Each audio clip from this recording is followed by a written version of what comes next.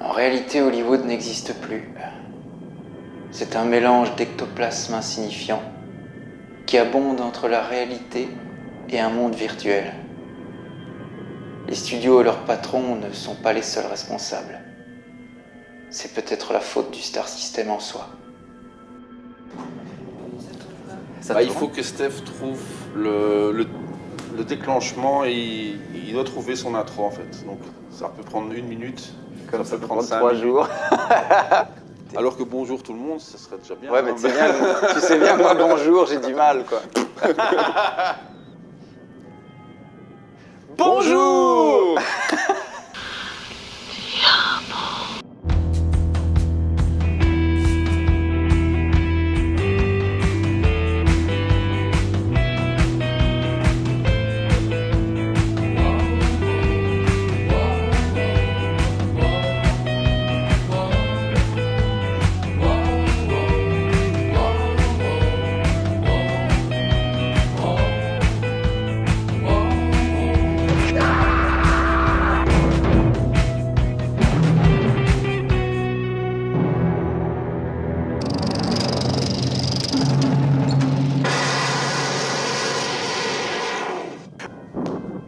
Bonjour, bienvenue pour un nouvel épisode de Fin de séance consacré à Ed Wood. Pourquoi on va vous parler d'Ed Wood? C'est parce qu'évidemment Burton revient avec Beetlejuice numéro 2.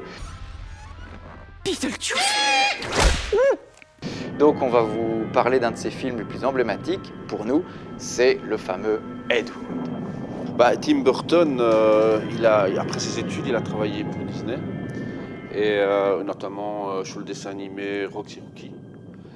Et par après, il va se lancer dans un premier court-métrage, je pense que c'est en 82, Vincent, avec Vincent Price.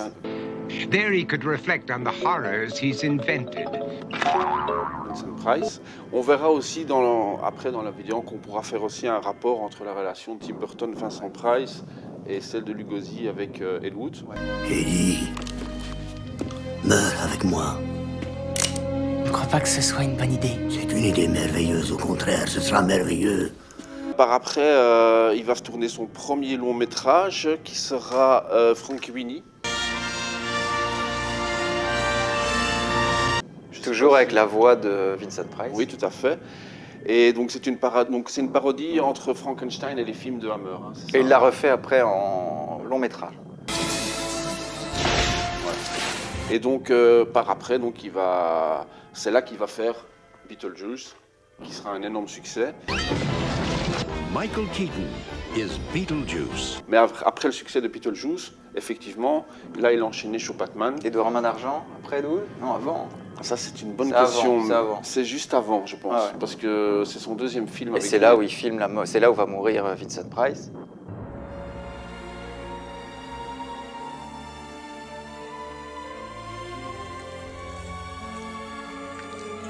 Oui, qui verra pas le film. Voilà, donc là on revient à Ed Wood avec Lugosi qui n'aura pas vu son Plan 9 from Outer Space. Difficile à dire, j'aurais dû te laisser le dire. Et parce que Bela Lugosi a été... là on saute, on est chez Edward Wood, et parce que Bela Lugosi est mort avant même, je pense, que le film commence. Enfin, il a tourné en fait des essais.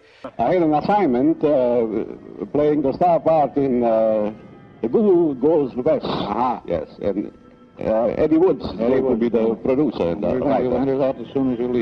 Et il a été remplacé par un chiropracteur qui se cachait derrière sa cape comme ça et qui ressemblait pas du tout à Lugosi. Enfin, en gros, c'est le plus marrant, le film le plus représentatif d'Ed Wood pour le grand public, mais c'est le pire film quand même de l'histoire, on peut le dire. C'est un film qui est assez décousu, qui est assez mal fait, et c'est ça qui l'a fait rentrer vraiment dans l'histoire comme étant un navet. Sounds like crazy trouble. Parce que les autres films d'Ed Wood sont plus banals, il n'y a pas vraiment d'horreur comme dans Plan 9. C'est-à-dire il n'y a pas des moments où on a des acteurs qui remplacent d'autres. C'est toujours plus ou moins soit de banal ou... On va dire, ce qu'il arrive quand même à ressortir, en tout cas si on peut trouver du positif, c'est l'atmosphère. Ça, malgré qu'il n'avait pas d'argent, avec ses acteurs, donc même Vampira par exemple, dans le cimetière.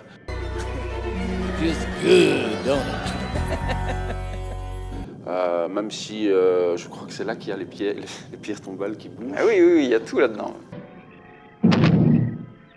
Mais bon, voilà, ça fait partie du charme aussi du cinéma de Ed Wood. Ouais, pour moi c'est le seul, hein. C'est le seul qui est comme ça. Il n'y en a pas d'autres de films d'Ed Wood qui est comme Plan 9. À ce point... Ouais, il n'y a pas. Les autres sont des polars, ou même Night of the Ghouls est un film plutôt comédie, où il ne se prend pas au sérieux, où les fantômes sont des faux fantômes, tu vois. Oui, qu'à la fin il se fait avoir par... Tu vois, donc il y a un second degré, quoi.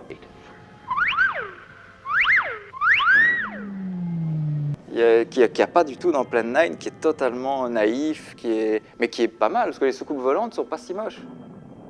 People turning south from the freeway were startled when they saw 3 flying saucers high over Hollywood Boulevard. Faut être honnête. Non, mais on voit les... Pas tellement le fil. Moi, je l'ai revu. Non, on les voit pas vraiment le fil, quoi. Enfin, la première fois, on les voit bien. Ouais, après, peut-être que bon... Mais bon, voilà, c'est clair que Ed Wood, de son vivant, ses films n'ont jamais été de succès. Et malheureusement, à cause de ça, il sombrera dans l'alcoolisme et la pornographie.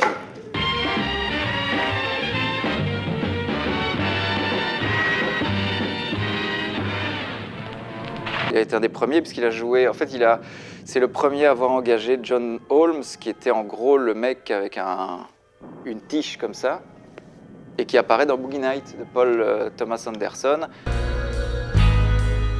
joué par Mark Wahlberg. Donc c'est la vie de John Holmes, un des acteurs porno connus, et c'est Ed Wood qui l'a fait débuter. C'est ça qui est incroyable. Donc si vous avez envie de voir, il y a de très bons films, mais il n'est pas dedans. Voilà, donc ça, on va vous montrer un petit peu. Ça, c'est le livre original écrit par Ed Wood, Hollywood Rat Race, qui est un titre tout à fait intéressant. Et là, c'est l'édition Capricci. Comment réussir ou presque à Hollywood, les conseils du plus mauvais cinéaste de l'histoire. Donc ça, c'est pour vendre, alors que le titre, là, est quand même beaucoup plus beau. Donc c'est les mémoires d'Ed Wood, c'est là que ça montre un peu sa naïveté, c'est qu'on a vraiment l'impression d'un type qui explique comment réussir à Hollywood et comment faire de bons films. Donc, et qui limite dit il ne faut pas tomber dans la pornographie. Personne ne connaissait le cinéma érotique. Ces films étaient non seulement inconnus, mais aussi quasi clandestins dans de nombreux États. Ils étaient condamnés par les comités de censure avant même leur sortie. Puis la situation a évolué. Les chiffres du box-office ont commencé à diminuer au fil des mois, à chaque fois qu'il s'agissait de films conventionnels. Des salles de cinéma fermaient dans tout le pays. Quelques-uns des plus grands studios ont définitivement mis la clé sous la porte. D'autres ont été détruits, remplacés par des supermarchés ou des parkings. Il a fait tout ce qu'il est déconseillé de faire. Et ça, c'est ces petits films pornographiques où Ed Wood joue à un moment dedans. I'm just tired. Just because you're my wife, don't think you can get away with murder. These pictures mean an awful lot of money to me. Now hold it for a change. Dans une baignoire. Ce qu'il faut noter aussi, c'est que Ed Wood avait cette particularité, et il en parle beaucoup dans son premier film, c'est que sans être homosexuel, il avait cette tendance à porter des sous-vêtements de femmes ou même... Il a fait la guerre avec des sous-vêtements de femmes. Voilà.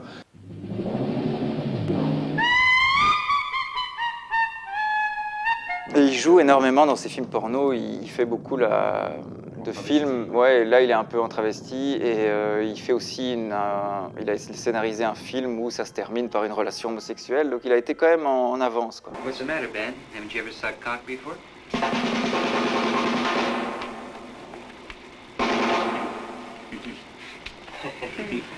Oui, surtout que son premier film, qui date des débuts des années 50, Glenn ou Glenda, ouais. qui parle de ce problème de transgenre, ouais. C'est quand même... C'était adapté d'une vraie histoire, du premier changement de sexe de l'histoire. Why is the modern world shocked by this headline?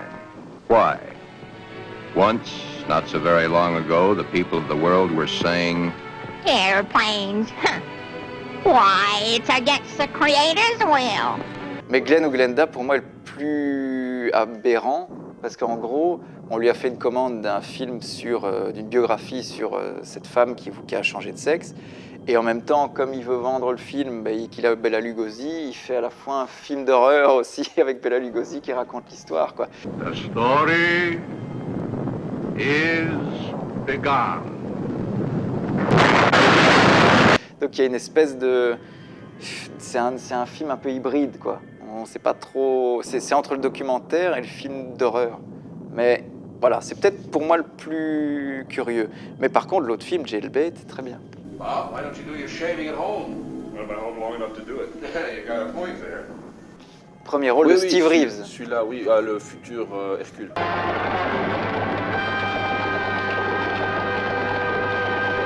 Le futur Hercule, celui qui a inspiré la gonflette à Schwarzenegger. C'est vrai que celui-là, il est particulièrement...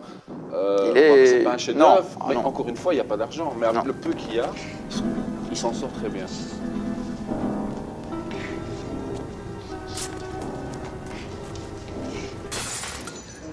Voilà, mais revenons peut-être à Ed Wood, au film, évidemment. Hi, this is Johnny Depp, and we're here in Hollywood, California, downtown Hollywood, California, and we're shooting a film called Ed Wood. Ben oui, donc le film s'inspire en fait du livre de Rudolph Gray, donc Nightmare of Ecstasy, The Life and Arts of Ed Wood Jr. Un bon accent. Qui est sorti. Meilleur que le mien.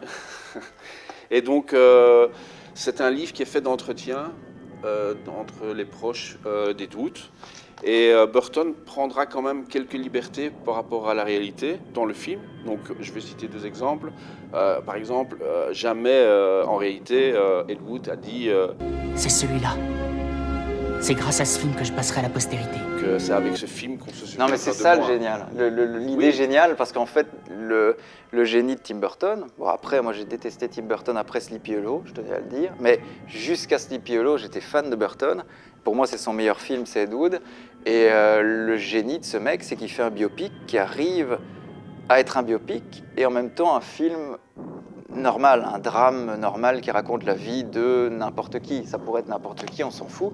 Donc il se détache du biopic et en plus il finit un film qui devrait se terminer vraiment d'une manière pathétique, puisqu'en gros, Ed Wood, c'est personne, et il est resté un peu dans l'anonymat. Son dernier film, enfin, c'est pas son dernier film, mais le film qui termine Ed Wood, c'est son pire film. Et ben, Burton choisit de terminer le film comme s'il avait réussi, comme s'il était arrivé à son pic. Tu sais, je suis drôlement contente pour toi. Dis, si on se mariait. Hein? Tout de suite, allons à Las Vegas. Et c'est ça qui est hallucinant. Mais donc, il tombe pas dans le... Donc c'est pas une erreur en fait, parce que c'est ça qui va le laisser dans l'histoire. Mais Burton choisit de pas se moquer en disant il a réussi. En plus, il va épouser sa nouvelle femme. Tout se passe bien, quoi. C'est ça qui est incroyable. En route.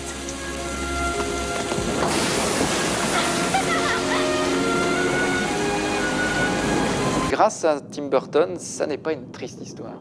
Même si ça m'a beaucoup ému le film, mais... Non, parce qu'il n'a pas voulu la rendre triste. Ouais, mais il aurait pu. Mais c'était pas... Et il la rend triste d'une manière magnifique, c'est qu'il tourne cette scène finale sous la pluie, une pluie battante, où il demande en mariage sa nouvelle femme, et puis tu as la caméra qui monte, et on voit l'écriture Hollywood, mais qui apparaît presque comme effrayante. Tu vois, c'est un décor de film d'horreur.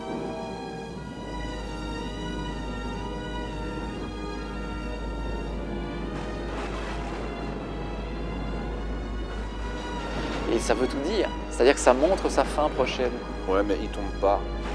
Il s'arrête. Il tombe pas dans le pathétique. Mais tu sens que ça va pas être glorieux. Non. Mais il finit d'une façon glorieuse. En même temps, pour les gens que ça intéresse, ils ont été dans le film, qu'ils ont été pris par le film. Et d'ailleurs, je pense que c'est ce qui était arrivé. Après, tu as envie d'en savoir plus. Totalement. Et voilà. Notre malheureux vieil homme s'en va pour toujours de chez lui.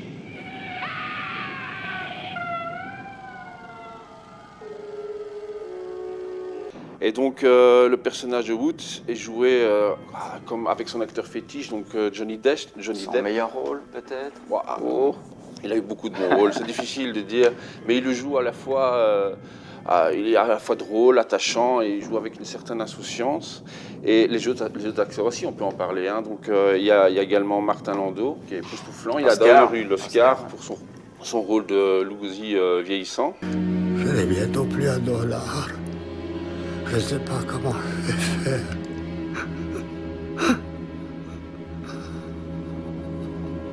te fais pas de soucis. Je t'abandonnerai jamais. Aussi, un petit clin d'œil à Orson Welles, on n'en dira pas plus. Joué par Vincent D'Onofrio. Ne m'en parlez pas.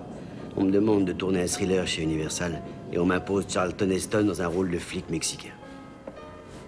Et d'ailleurs, dans le documentaire ici qui a conseillé The Haunted World of Edward D. Wood Jr., c'est un super documentaire, mais qui est extrêmement cruel quand l'actrice, enfin celle qui est la vampira, la vraie, on lui dit « Ah, mais il voulait être Orson Welles ». Et là, elle éclate de rire. You're kidding. My God, I can't believe that. He wanted to be Orson Welles? Well, a good chance. My God. C'est horrible. Le fils Lugosi, il est pas tendre. Il est pas tendre du tout. Il a dit qu'il avait exploité son père d'une manière... voilà, ça c'est les enfants, ça. Les enfants de personnalités connues sont toujours détestables. I think that he took advantage of my father's need for desire to work and need for money. Mais en tout cas, la relation entre les deux est d'une beauté incroyable. Je trouve que c'est très beau. Et ce qui est fort chez Tim Burton, c'est qu'il montre avant tout un passionné de cinéma. He gave Bela extra life. He did. It was like almost like father and son. That whole thing was. He loved Bela. Bela loved him because he brought him kind of out of obscurity, you know. And he loved Bela. He wanted to keep him working. And like I said, I think he gave him extra life that maybe he wouldn't have had. Pull the string. Je pense que Tim Burton se rend compte que lui, il a eu du succès, mais Tim Burton aurait très bien pu avoir aucun succès. Et je pense qu'il doit bien se douter que ça se tient à rien parfois et qu'il s'en est fallu de peu pour que Tim Burton soit quelqu'un... voilà. Il a eu du talent, évidemment. Voilà, j'ai pas dit le contraire. Mais je veux dire, talent ou pas, il y en a beaucoup qui ont du talent et qui n'ont pas de succès. J'ai envie juste de définir, c'est un génie un sans rêveur. talent. Ouais, c'est pas péjoratif, ouais, hein, c'est pas pour dire qu'il est nul. C'est juste que, comme tu l'as dit, c'est un passionné et il vivait pour son art. Mais je crois que c'est plus difficile aussi parce que l'époque où il vit... c'est une époque quand même où le Hollywood, tu vois, le premier film, d'accord, c'est 53, si je m'abuse, et ouais, 53, c'est quand même un moment où les studios, ils racontent comment il faut arriver, il faut avoir, en fait, il faut faire partie d'une agence, il faut être syndiqué, et si t'as pas de syndicat, si t'as pas eu de rôle, donc tu vois, il y a une espèce, c'était très corseté comme truc, donc les productions indépendantes étaient beaucoup plus difficiles. Lui, c'était même pas une production indépendante, c'était lui qui faisait. Orson Welles. Oui, mais lui, il voulait faire comme Orson Welles. Ouais, il voulait vraiment. Lui, il a eu un coup de peau. Non, Orson Welles, il a eu un coup de peau monstrueux. Il a fait Citizen Kane, qui n'a pas marché en plus. Ça a été un flop considérable qui m'a empêché. Orson Welles, il s'était déjà fait remarquer avant. Hein. Par la radio. Par la radio. Thank you. How do you do, ladies and gentlemen? This is Orson Welles. C'était un coup de peau, là aussi. S'il n'y avait pas eu la radio... génie, hein. Ouais, mais là, on est ailleurs, on est ailleurs. Quoi. On est dans un truc qui s'est fait, il arrive par la radio, on lui donne les pleins pouvoirs pour Citizen Kane. C'est un flop. Il n'arrivera jamais à s'en remettre de ce flop de Citizen Kane. Non, et toute sa vie, il a eu du mal, hein, Orson Welles. Pour ça, je suis d'accord. Mais ce que je veux simplement dire, c'est que Ed Wood, il a fini à la télévision, Orson Welles. Même s'il n'avait pas le talent ou tout ce que tu veux d'Orson Welles, pour lui, c'était son modèle. C'était vraiment un gars qui dirigeait tout, qui produisait, qui réalisait, qui jouait dedans, qui écrivait. Et lui, c'est ça qu'il voulait faire. Malheureusement, il n'y est jamais arrivé, bon, pour plein de raisons. Mais son modèle le plus proche, en tant que directeur artistique, c'était Orson Welles. Et d'ailleurs, c'est pas pour rien qu'il y a ce clin d'œil dans le film. Mais ça, c'est plus justement dans le film, parce que... Non, et en plus, sa fascination pour Orson Welles, c'était là, mais il était fasciné par d'autres. J'ai un doute que ça soit aussi... il n'était pas obsédé. Aussi obsédé, il n'était pas obsédé, mais sans doute que oui. Modèle, C'est parce qu'il avait commencé très jeune, en fait, Orson Welles. Donc, quand il arrivait à Hollywood, mais sa façon de raconter Hollywood est terrible, parce qu'on voit comment c'était extrêmement compliqué d'y arriver, quoi.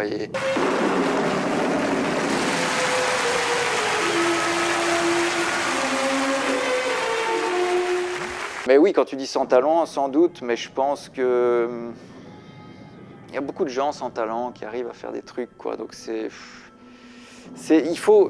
on se rend pas compte à quel point il faut que ça s'aligne aussi, tu vois. Déjà aujourd'hui, c'est compliqué. Alors à l'époque, n'en parlons pas. Et si tu n'avais pas la chance, les opportunités et le bon moment aussi, parce que je pense que ce qui fait que quelqu'un fonctionne, quelqu'un arrive à la renommer, c'est aussi quand il arrive au bon moment. Tu vois, moi, je crois qu'il était déconnecté de cette époque-là. C'était pas le bon moment pour lui, il devait être avant-guerre. Ce mec. Mais je pense que oui, ça c'est certain, je pense. mais il n'avait pas non plus, bon ça c'est une petite critique, mais ce perfectionnisme. Il n'avait pas le temps, il n'avait pas l'opportunité. Je sais, mais on voit bien dans le film, même si si c'est montré avec humour, il tournait une scène en une prise, et alors que tout le monde voyait bien que ça... Ouais, mais c'est bon, on passe au suivant. Coupé. Parfait, on continue. Tu veux pas qu'on la refasse, Eddie? Je crois que Bibendum a eu un peu de mal à passer la porte. Non, c'est parfait, ça fait vrai. Dis-toi que dans la réalité, Lobo serait confronté à ce problème tous les jours. Oui, on va rassurer évidemment nos chers spectateurs. On ne vous conseille pas nécessairement de voir les films d'Ed Wood, on n'est pas fous. Hein. On vous parle d'une figure assez marrante, on vous conseille de voir le film de Burton qui lui a rendu un hommage incroyable. Les films d'Ed Wood, c'est vraiment pour les curieux. Et je sais bien que pour les passionnés de cinéma en fait. Mais si encore, et encore, non, mais les passionnés de cinéma ont peut-être envie de se taper Parajanov, Zulawski ou des gens comme ça.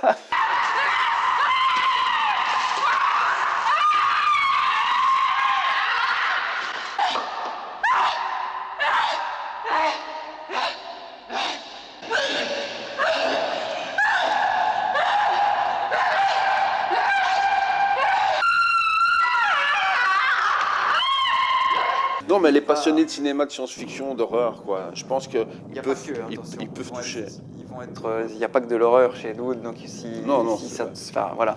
Mais moi, ce qui m'intéresse chez ce mec, évidemment, c'est la passion, c'est impossible de ne pas se retrouver dans ce mec. Enfin, je veux dire, quand on a envie de faire des films, on se dit, putain, s'il a réussi à avoir le titre de plus mauvais réalisateur du monde, c'est qu'au moins il a réussi à laisser une trace, et je ne parle pas de la trace, cette phrase, mais on l'a reconnu à un moment, et après on lui a donné, beaucoup plus tard, cette espèce de titre du plus mauvais réalisateur du monde. Mais il fallait quand même, avant ça, qu'il ait fait des films, qu'il ait eu envie de les faire, et qu'il les fasse visionner, parce que c'était pas évident non plus. Everybody says also he made the worst movies ever made.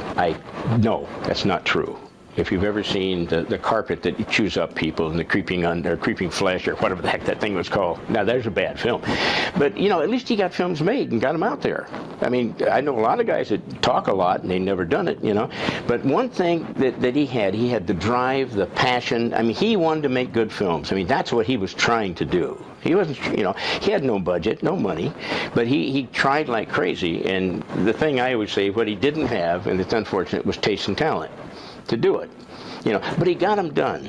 And I respect that. And I saw him later on. He was all bloated from drinking, and he was a handsome guy when he was a young guy, but now he was just all bloated and stuff. And he came to me one more time. It was about 6 months before he died. I worked at CBS, and he came down to see me, and he said, "Bob, I've got a new idea for a film." He said, "I can't tell you what it is because we're working on it, you know, but I think some of the old team's going to be there and blah blah blah. And I'm just trying to get some money." And I knew what it was for.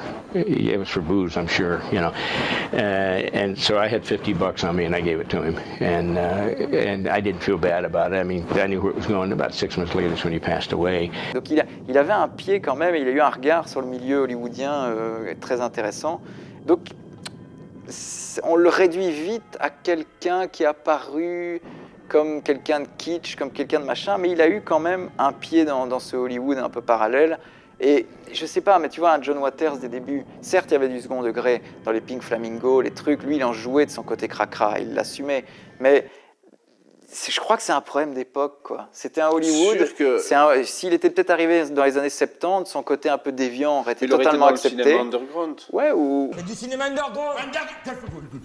Hein? On veut être dans le vent, underground, par les Français. Ou tu vois, avec John Waters, il aurait fait des trucs un peu avec des drag queens, des transsexuels, et peut-être qu'il aurait été beaucoup plus valorisé.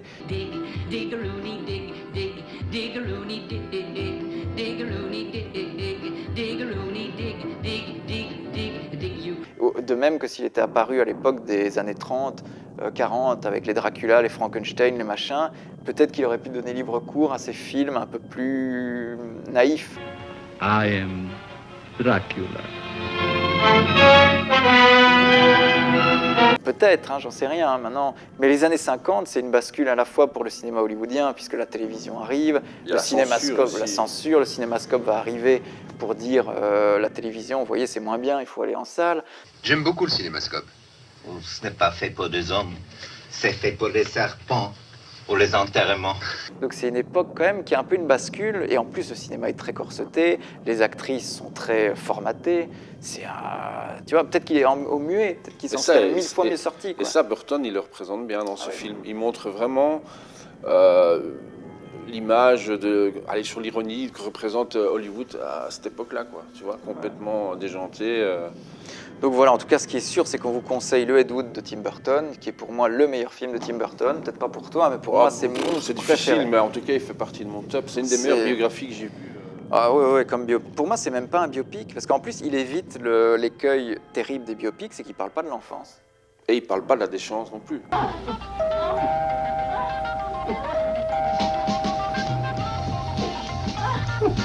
On voit pas non plus la suite quand il tombe dans la pornographie, et puis on voit pas, parce qu'il faut savoir aussi, c'est triste, il va mourir sans un sou, on va le jeter dehors, il va être hébergé par un scénariste ou un réalisateur, et il va mourir chez lui avec son chien. Ah ouais, enfin, voilà, t'as bien bossé, toi, c'est beau. Ah, quand on a mon... Oh, that's beautiful. Oh, that is just wonderful. Alors, je suis désolé, mais il y a une anecdote quand même qui te concerne directement, parce que notre chaîne a commencé avec du Elvis, et elle continue encore et toujours avec du Elvis. Oui, on essaie toujours de faire de mettre une petite note Elvis. Bon, c'est difficile, on ne sait pas le faire sur chaque épisode, mais là, on était quand même obligé de le faire. Merci Stéphane, parce que j'allais oublier de le dire. La première compagne d'Ed Wood, qui s'appelait Dolores Fuller, qui a notamment tourné dans ses 2 ou 3 premiers films. To me, Edward Wood was the Orson Welles of low-budget pictures. Et donc, pour en revenir à l'anecdote, Dolores Fuller, par la suite, donc, elle va se séparer d'Ed Wood, elle va refaire sa vie, et apparemment, elle avait des talents de compositeur pour les chansons, et elle a écrit notamment pour Nat King Cole et Elvis Presley, notamment. They put me with Ben Weissman. Ben Weissman has had 58 Elvis Presley hit songs, and he had a lot of them before we started writing together. But my first song for Hal Wallace was Rockahula Baby in the Blue Hawaii picture, which was a big hit. And it was on the charts for 6 months. I wrote about 14 songs for Elvis. His very last picture was Change of Habit, and the song that he sings to the little girl on the merry-go-round, a wonderful production, was Have a Happy. Et alors, ce qui est formidable dans ce documentaire, qu'on vous conseille absolument, parce que là aussi, dans les documentaires sur des personnalités, acteurs et tout, je suis très critique, parce que souvent, c'est des documentaires de 50 minutes, très ramassés, avec une voix off. Là, vous avez un super documentaire qui est en plus tourné un peu dans l'ambiance des films de Ed Wood. Et c'est plein d'imagination, y compris dans les intervenants qui sont mis en costume, dans un décor un peu qui leur corresponde. I'm Crawford John Thomas. When I was 18, I met Edward D. Wood Jr. We were both very young and idealistic and wanted to make movies. Et le final est très émouvant, parce que Dolores Fuller explique qu'elle a écrit une chanson de Nat King Cole en pensant à Ed Wood, et elle récite la chanson de Nat King Cole, donc sans musique, sans la chanter, elle récite juste le texte, quoi. There's no magic in I Love You without someone to tell it to. It kind of sums up my relationship with Eddie, and I'm very sad that I didn't see more of him when I came back from New York. Et quand on écoute la chanson de Nat King Cole, qui est une magnifique musique, moi maintenant, quand je l'écoute, je me dis, putain, c'est dingue, elle parlait d'Ed Wood, quoi. Il faut savoir que ce documentaire, il est disponible gratuitement sur YouTube. Ouais, avec sous-titres, bon. Ouais. Moi, je l'ai acheté, évidemment, sans sous-titres. C'était un import, parce que j'étais fou de ce mec, quoi. Vous pouvez pas imaginer ce que c'est quand j'ai vu Ed Wood, je suis tombé amoureux, quoi. Mais totalement, quoi. Tellement Burton a fait un truc. Attention, on la tourne. Caméra. Ça roule. Le son.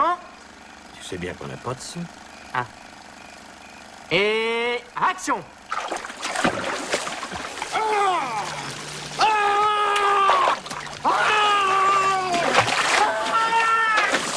Et ce qui est étonnant, c'est que dans les critiques, il y a quand même beaucoup de gens qui sont fans de Burton, mais qui n'ont pas tellement le culte de ce film. Hein. Ben, c'est parce que ce film, il est un peu à part. Il est à part dans la filmographie de... Mais il est très ressemblant à la filmographie de Burton. C'est son univers quand même. C'est son univers, mais il est beaucoup plus réaliste que dans ses autres films. Oui, mais il y a aussi, quand même, il a gardé les deux. C'est-à-dire il a à la fois réussi à mélanger son univers à lui et celui d'Ed Wood, ce qui est quand même très étonnant, quoi.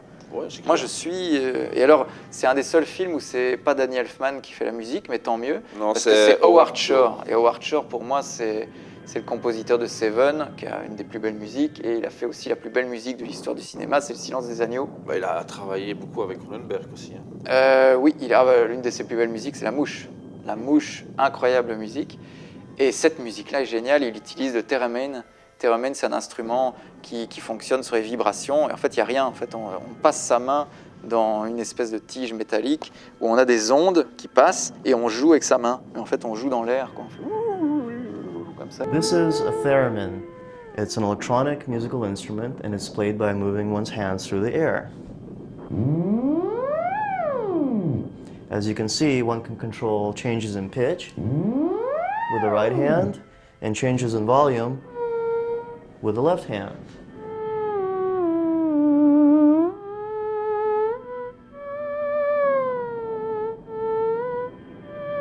Et donc toute la musique est faite avec ça. Et enfin pas toute la musique évidemment, mais le thème. Et c'est vrai que le début, on voit Criswell qui se lève de son cercueil.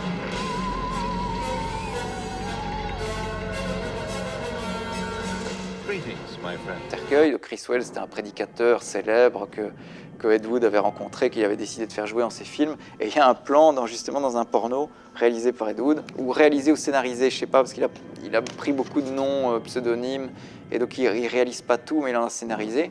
Et on voit Criswell qui sort de son cercueil, sauf que là c'est très mal fait. C'est qu'il y a un fondu enchaîné entre le moment où ils ouvrent le cercueil et le moment où il est debout. Il n'y a pas le moment où il se relève. À mon avis, il a dû avoir un problème. I am Criswell. For years, I have told the almost unbelievable. On vous montre les images, évidemment. On va éviter de vous montrer les scènes un peu hard, parce qu'il y a quelques fellations très bien filmées, d'ailleurs. Mais on va vous montrer les scènes où on voit Ed Wood et... Oh, good gracious. You're a strange type, do you know that? You are strange. Shot on location, il y a une belle fin. Parce que shot on location, c'est un terme technique qui dit c'est filmé sur les lieux en décor réel. Et t'as la femme qui tue son mari avec un flingue qui dit shot on location. Shot on location.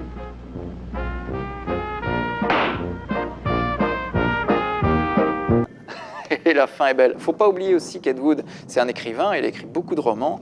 Un de ses films qui ont été réalisés en porno, je crois, était d'abord un roman. Donc il a écrit aussi. C'est un type qui a gagné sa vie et on l'oublie. C'est que on se dit c'est un mauvais réalisateur, ok, mais il s'est démerdé pour essayer de gagner sa vie, essayer de travailler. Il a eu du mal et il faut réhabiliter ça. C'est pas quelqu'un qui a fait 3 pauvres films pourris. Il a aussi fait des bouquins, il a aussi écrit sa petite bio, qui est quand même très très bien écrit, hein, que je conseille, qu'on trouve facilement. On va d'ailleurs vous mettre beaucoup d'extraits en voix off dans cet épisode de fin de séance. Comment pourrais-je détester un seul aspect du monde du spectacle dont j'ai toujours fait partie? Divertir le public est un privilège, pas un droit. Ceux qui aiment et savent divertir les autres ont la chance de pouvoir en vivre. Ils devraient se mettre à genoux et lever les yeux vers Dieu pour remercier le ciel. Le débutant devrait prendre conscience de tout cela avant d'entreprendre une quelconque carrière. Il n'y a pas que lui qui faisait ce genre de film à l'époque. C'est pas le seul mec qui a fait des films pourris, mais Ed Wood est resté. Pourquoi ce mec est resté alors que Bethel Boukalou n'a pas eu le titre de gloire de plus mauvais réalisateur du monde? Aussi, c'est vrai, t'as toujours réponse à tout. Mais Adrian Weiss, possible ça, tu vois, il aurait pu rester. Non, c'est des gens, lui il est resté. Et il s'habille en homme. Peut-être aussi, oui. Mais il est resté, pourquoi? Parce que ce mec, il a fait des livres, il a travaillé, il avait une opiniâtreté incroyable, et ça, il faut savoir. Moi, je vais te dire pourquoi Ed Wood, il reste. Parce que Ed Wood, il a vécu pour sa passion, et c'est elle qui l'a détruit. Et c'est sa naïveté aussi, voilà. Peut-être sa naïveté aussi. Et c'est ça qui fait que finalement, c'est une triste mais belle histoire. Et coupez! Elle est parfaite. Et t'avais une anecdote aussi, pourquoi le film, il a été tourné en noir et blanc? C'est quand même simple, non? À cause des yeux de Bela Lugosi. Ah bah fallait le savoir. Oui, c'est parce que, en fait, donc, au moment du maquillage, des tests et tout, avec Rick Baker, le fameux maquilleur de Men in Black, tout ça, le génie incroyable qui a fait aussi le Loup-garou de Londres, il fait les maquillages de Lugosi, joué par Lando. Lando n'est pas non plus très ressemblant, mais il interprète tellement bien Lugosi qu'il arrive pratiquement à ressembler à Lugosi. Mais pendant le maquillage, Rick Baker disait à Burton, mais il avait quelle couleur Dieu, Lugosi, tout ça. Et Burton, il s'est dit, bon, c'est bon, on va le tourner en noir et blanc, parce que j'ai pas envie de rentrer dans ce truc de savoir comment c'était à cette époque-là, quelle couleur, machin. Et puis ça donnait un cachet, évidemment, beaucoup plus fort, qui lui rapprochait le film, à mon avis, de Frankenweenie, de ses courts-métrages Vincent, ou des trucs comme ça. Donc, à mon avis, c'était aussi pour des besoins pratiques, mais aussi esthétiques par rapport aux autres films du style. Parce que c'est vrai que Frankenweenie, Vincent, tout ça, c'était des films un petit peu dans la même optique. On voit mal, par exemple, Mars Attack tourné en noir et blanc, par exemple.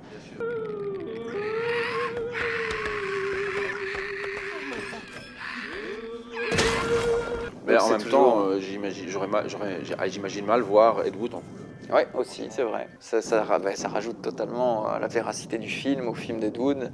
Il n'y en a aucun en couleur à part les pornos, donc c'est tout à fait logique. Bon, ben voilà, on espère quand même qu'on vous a pas trop donné envie de voir du Ed Wood, parce que vous allez peut-être être déçus. On n'a pas envie de vous faire croire qu'Ed Wood est un génie.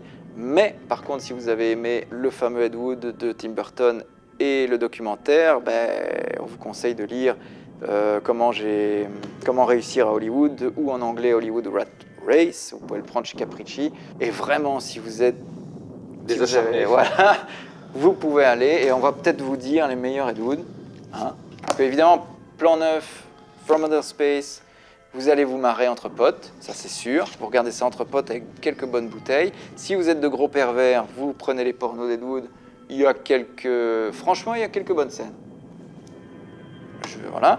Si vous voulez vraiment être des forts, vous allez prendre les scénarios écrits par Ed Wood. Alors là, c'est que vous êtes vraiment des dingues. Et dans les films, et moi, tu as le dernier coffret qui est beaucoup plus complet que le mien. Moi, c'est un beaucoup plus vieux. C'est dommage. Alors, moi, je conseillerais. Alors, Glenn ou Glenda, moi, je le sauterais. Il est intéressant parce que c'est un peu autobiographique. Donc, si vous êtes vraiment intéressé par le personnage d'Ed Wood... Mais c'est chiant, hein. C'est quand même à la limite du chiant. Si on est intéressé par le personnage d'Ed Wood, ça peut être intéressant. Je parle pour vraiment des gens... Voilà. Si vous voulez un bon petit polar, un peu fauché, jailbait, Bride of the Monster, pour moi, c'est le Ed Wood film d'horreur un peu fauché que j'aime bien. D'ailleurs, je pense même avoir découvert Bride of the Monster avant le film de Burton, quand j'étais à la mer, parce qu'il y avait la VHS qui trônait dans un vidéoclub et l'affiche était magnifique. Donc je crois que je l'ai vu avant le film de Ed Wood sans savoir que c'était le plus mauvais réalisateur, mais j'étais petit. Donc quand on est petit, on peut voir des navets, alors que ça n'en est pas un totalement. Mais d'ailleurs, il faudrait qu'on fasse un fin de séance sur les nanars. Parce que moi, il y en a un, je vous assure que quand j'étais petit, je suis fan du Samson et Dalila de Cécile B. DeMille avec Victor Mature, et à la même époque, je vois La Revanche de Samson au vidéoclub que je prends et que je regarde comme la suite vraiment du film avec Mature. Mais avec mes yeux d'enfant, c'était le même film. Je l'ai racheté en DVD, je peux vous assurer que ça n'a rien à voir. C'est un film thaïlandais avec un monsieur univers australien, et c'est une horreur totale.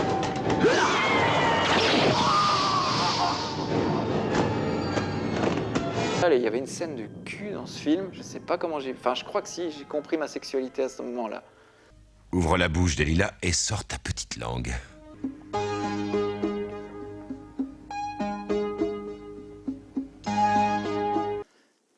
Magnifique. Ça mérite un extrait. Oui, je vais la mettre. Alors voilà, donc ça c'était la petite parenthèse, on fera peut-être un spécial nanar. J'adore Night of the Ghouls. J'adore. J'adore parce qu'il est drôle. Il a ce que n'avaient pas les autres films d'Ed Wood, c'est-à-dire qu'il y a un second degré. C'est-à-dire que c'est un film d'horreur second degré qui s'amuse un peu comme le film de Todd Browning, La Marque du Vampire, avec Bela Lugosi d'ailleurs. Ouais, mais c'est un peu comme le film Todd Browning avec Bela Lugosi, où en fait c'est un film de vampire, et à la fin du film, en fait, on se rend compte que c'est un acteur payé pour jouer un vampire. Et c'est un des beaux films de Todd Browning, et il y a un peu ça dans ce film. Et je trouve les acteurs plutôt bons, quoi. Duke Moore est très bien, il est pas mal joué. Moi, le personnage pour moi le plus fascinant, hormis Ed Wood, dans son univers, c'est Vampire. Elle avait quelque chose vraiment de mystique. Toi, c'est sexuel. Non, c'est... Faut pas oublier qu'il a commencé aussi avec des petits courts-métrages de western aussi. Ah oui! Putain, et j'oublie ça, l'anecdote de fou, l'anecdote de dingue que je vais essayer de me souvenir ici même. Et alors le pire, les gars, c'est qu'il fait un cascadeur déguisé en femme parce qu'il double Ellen Drew. Parce que Ellen Drew, c'est Ellen Drew Ed Wood western. Et c'est un western de... C'est quoi que tu veux savoir? Cascadeur Ed Wood. Dans quel film Ed Wood fut cascadeur dans un western? Ça marche pas, ces robots. Ça marche pas. Non, j'ai Yakin Nakanut. Tu sais, moi je Ah, cherche... non, la Sauvage, c'est pas possible. Un autre Maverick, parce que ce qu'on appelle...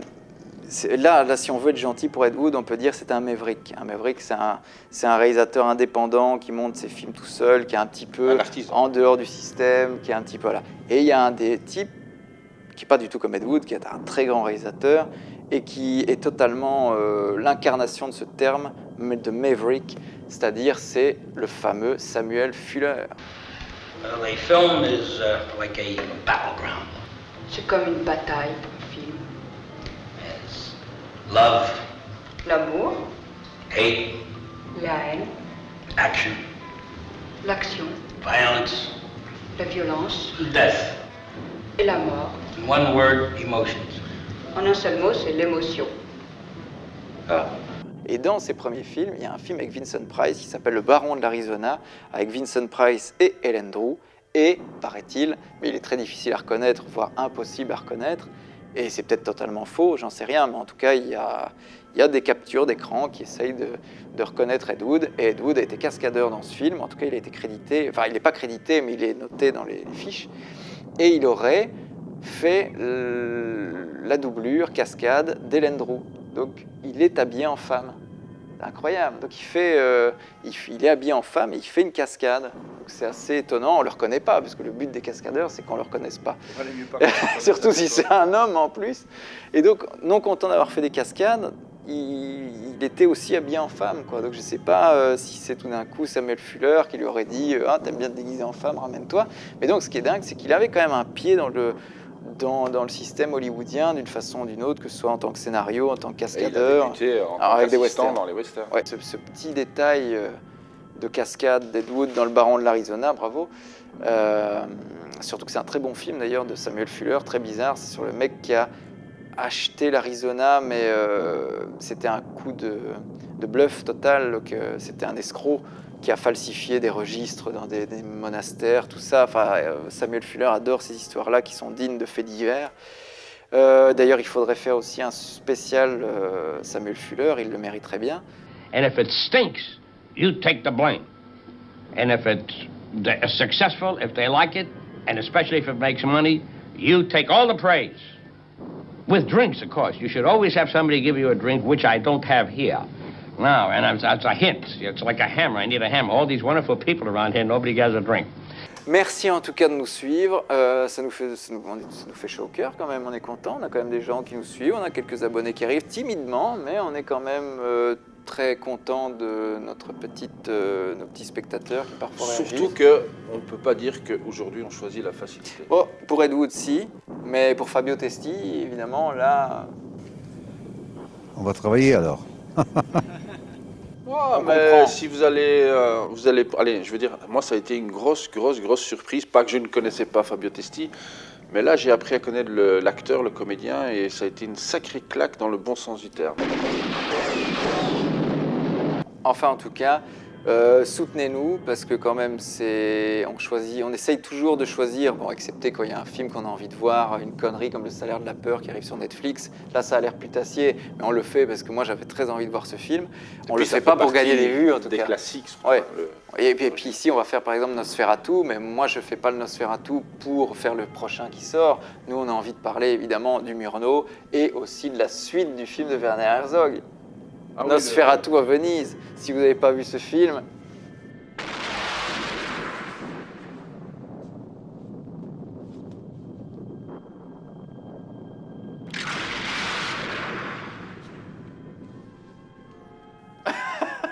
ça vaut un Ed Wood.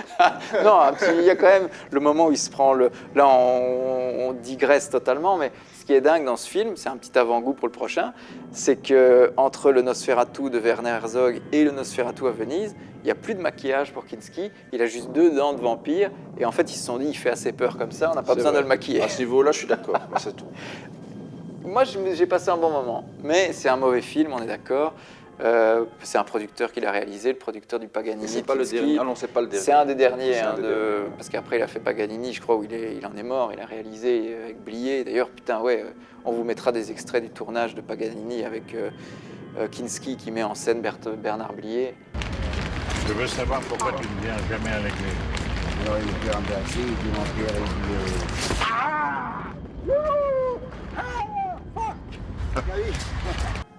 un bonheur. Donc voilà, on a encore plein de choses à vous dire sur cette chaîne fin de séance. On évite évidemment, même si on vous a fait pour le plaisir un spécial Stallone, mais on n'est pas du genre à faire ce genre de truc. On l'a fait parce qu'on avait très envie de le faire, mais les vidéos sur Stallone, les vidéos sur ces acteurs-là tournent en boucle et les youtubeurs ne font que ça généralement. On a bien vu d'ailleurs qu'on a eu 4000 vues rien qu'avec Stallone parce qu'on comprend pourquoi ça marche. On peut le faire, c'est une circonstance, un voilà. anniversaire ou un décès. C'est un peu pour ça qu'on avait fait ça aussi, mais parce qu'il y avait en plus tout le sacking qui allait arriver, donc c'était ça qui nous intéressait. Mais par contre, YouTube, c'est un peu... ça ronronne et c'est toujours le nombre de youtubeurs qui font et refont encore et encore Stallone, la filmographie de Stallone, on en a plein le cul. On vous l'a fait une fois, on vous fera peut-être tout le Sacking saison 2, parce que ça on a adoré, super série, mais bon, c'est une série et on n'est pas vraiment là-dessus. Stallone, c'est un petit cas à part. Voilà, c'est parce que nous on est un peu, c'est comme Ed Wood, c'est comme Bob Dylan, tout ça, mais prochaine vidéo aussi sera les vidéos sur Bob Dylan. Oh, I love you, huh? You're so wonderful. Mais donc soutenez-nous, tout ça pour dire, parce que comme ça, on évitera de tomber. Bien que j'ai quand même envie de faire la filmographie de Jean-Claude Van Damme, mais c'est parce que j'aime bien Van Damme. Moi, j'aimerais bien faire celle de Depardieu. Bah, il a fait des très bons films. Ah bah oui, moi je parle de l'acteur. Hein. Non, il a fait des très bons films. Moi, j'aime pas l'acteur parce que j'aime pas sa tronche, me fait chier, mais il a fait des films incroyables. Mais j'ai horreur de sa tête. Bah sa ouais, coupe de cheveux me fait chier. Tu sais, moi, ta tête, elle me passe pas non plus.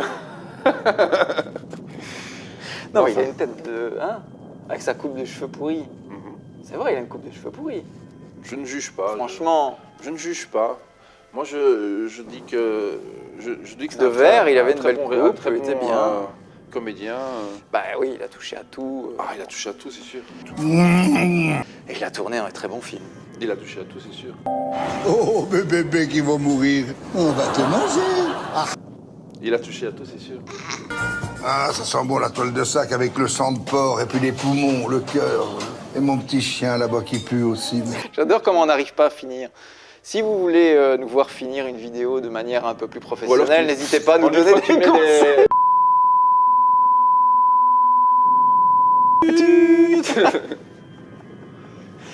Voilà, comment on finit. Dites-nous dans les commentaires comment voulez-vous qu'on finisse nos vidéos à l'avenir, ça nous aiderait peut-être. On n'a pas de fin en fait. En fait, on n'a pas envie de finir. On est trop bien. On aimerait bien être... On est trop bien avec vous. On aimerait bien être non-stop. En fait, on devrait faire un marathon une fois où on ferait une nuit complète, 24 heures. Il y aurait 2 vues. Ce serait génial. Mais des téméraires. Et on regarde des films et on commente en cours de route. C'est pas drôle ça? On va essayer. Voilà. En tout cas, prenez soin de vous, voyez des films et on se rejoint beaucoup plus tard après de nombreuses et magnifiques fins de séance. Portez-vous bien. Ciao. C'est tout cela Hollywood, vu de l'intérieur. Danger, problème, chagrin d'hiver. Croyez-le ou non, votre vie est bien plus réelle que la scène hollywoodienne.